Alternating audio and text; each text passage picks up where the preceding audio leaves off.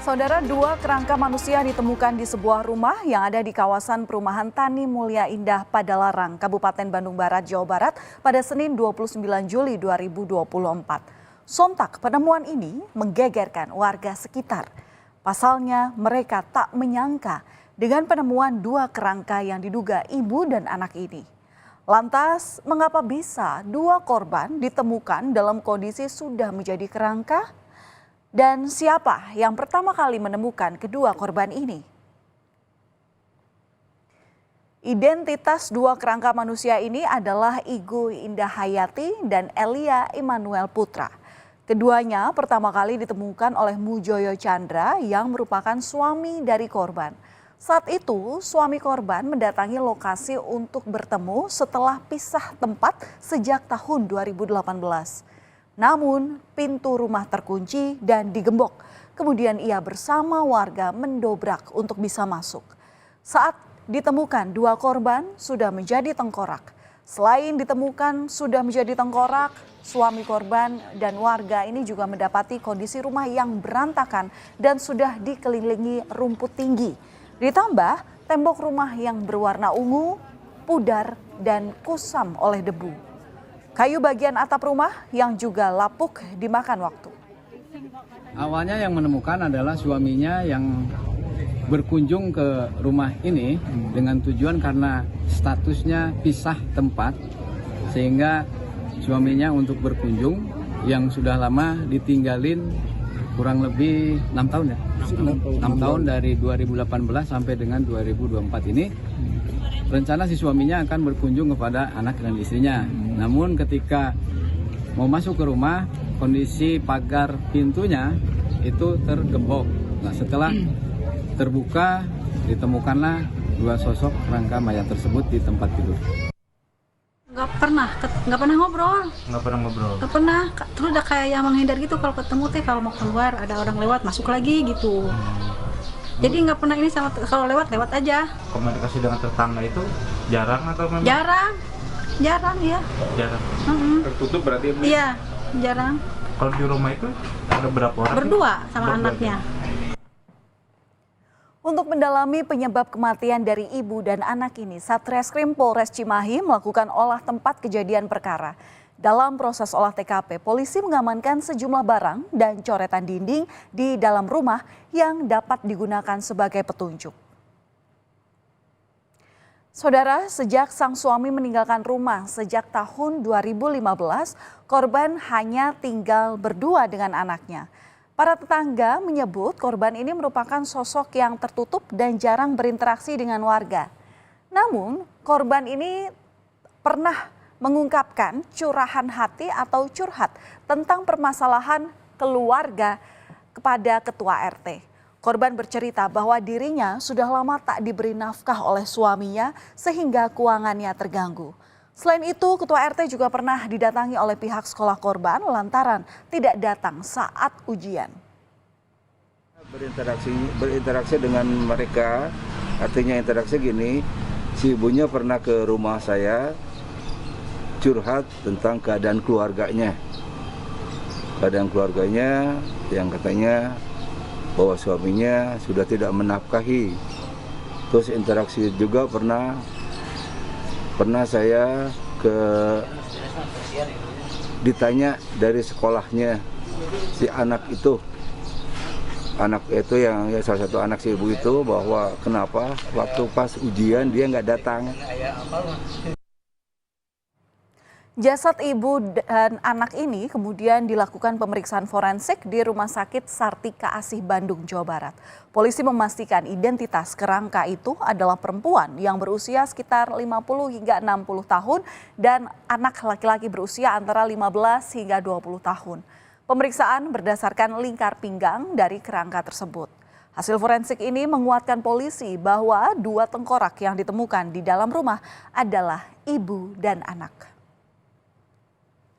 Kapolres Cimahi AKBP Tri Suhartanto juga menjelaskan bahwa tim dokter forensik Rumah Sakit Sartika Asih memastikan belum ada tanda-tanda keduanya meninggal karena kekerasan. Pihaknya untuk sementara waktu belum bisa menyimpulkan secara menyeluruh terkait penyebab daripada kematian korban. Polisi juga akan melakukan tes DNA dan uji toksikologi untuk memastikan identitas korban secara saintifik, serta untuk mengetahui apakah ada kandungan racun di dalam tubuh korban. Temuan kerangka ibu dan anak ini masih menjadi teka-teki. Korban meninggalkan catatan yang berisi kekecewaan pada suami korban di tembok rumahnya. Coretan-coretan tulisan tangan ini ditemukan di dinding rumah tempat kerangka ibu dan anak ditemukan. Coretan itu berisi curahan hati, merupakan kekecewaan dari korban kepada Mujoyo Chandra yang merupakan suami korban. Salah satunya diduga ditulis oleh sang anak yang berisi, "Aku hanya minta uang sekolah, tapi kau seperti itu. Katanya, raihlah cita-citamu setinggi langit, tapi kau tidak dukung aku dengan biaya sekolah. Maafkan aku tidak bisa jadi anak yang sempurna, karena tidak ada manusia yang sempurna." Tulisan ini jadi salah satu bukti yang tengah didalami polisi untuk mengetahui penyebab dari kematian korban. Pada saat kita melaksanakan kegiatan oleh TKP, di sekitar rumah, tembok-tembok itu dipenuhi dengan tulisan-tulisan terkait dengan permasalahan yang dihadapi.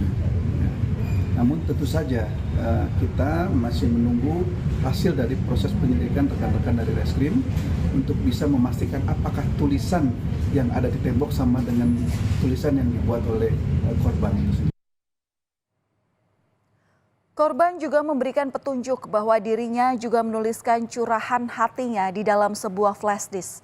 Flash disk tersebut kemudian diamankan oleh polisi saat melakukan olah tempat kejadian perkara yang kedua kalinya. Dari hasil pemeriksaan flash disk yang ditemukan di TKP, polisi menyebut secara garis besar pesannya sama dengan tulisan yang ada di dinding rumah korban. Isinya yakni mengenai kekecewaan terhadap keluarga. Di sisi lain, kriminolog Universitas Indonesia Adrianus Meliala menilai bahwa tulisan di dinding rumah lokasi penemuan kerangka ibu dan anak bisa mengungkap kondisi psikologis korban di hari-hari terakhirnya.